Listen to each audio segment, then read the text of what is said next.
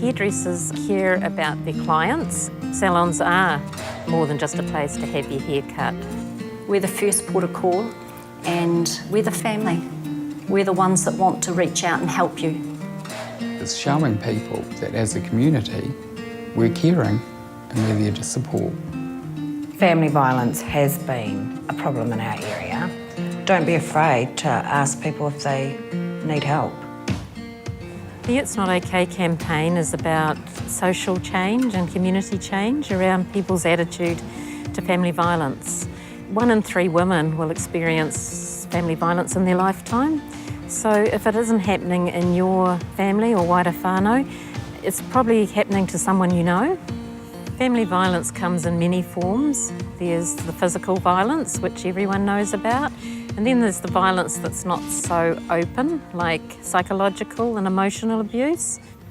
The idea around involving hairdressers first came about when we heard Kelly speak at a It's Not OK hui in Wellington, and she talked about making her salon violence-free.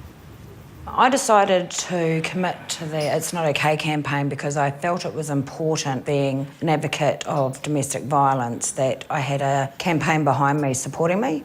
I grew up in family violence. I've experienced it with a partner, and I have children, and I want the cycle to stop. Some of the signs that we've seen is bruises, things like hacked haircuts, set orders of how they can have their hair, what colour, how long, constantly checking their cell phone, watching the door, not being able to look at themselves in the mirror. I question bruises. I question behaviour that my clients might experience that was different from the last visit. There was one situation where a mum had come in to have her hair done, and we were talking about her son. The boy had been picking fights at home to get into town because he wanted to be with his girlfriend because she'd been molested by his stepdad. So if I hadn't pushed that conversation, that may not have come out. Who knows where that girl could be now. We actually have connected quite a few victims with help. Lots of the community are self-referring, which is really cool. People just are becoming less frightened to speak out about it. Hairdressing salons are a really good place to converse with people. They're a little more relaxed, their guard is down, and they feel comfortable because they've usually been coming to you for a while and they know that you're going to be trustworthy. We've had some really positive outcomes through being more aware of family violence. People have opened up to me and spoken about situations in their lives, men and women. So I would basically just say to them, how's everything going in your life at the moment? How are things in your family? And often they'll say, oh, it's been a stressful time, or is there something I can do to help you? And then really you've got to respect the client's wishes. We're not there to solve the problem, we're there to refer on. There are counsellors out there that can help. My first experience with It's Not OK, they came through to us at the college to do a bit of a tutorial for the students.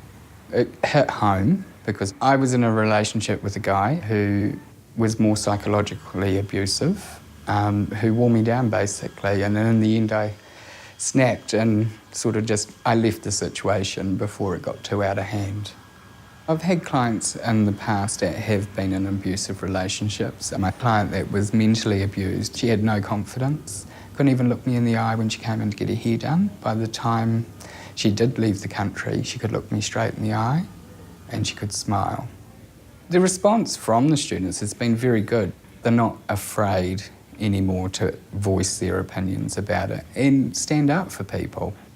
Yeah, I think all educational sectors should involve it in their curriculum. It affects all societies, so I think everybody needs to be aware of it.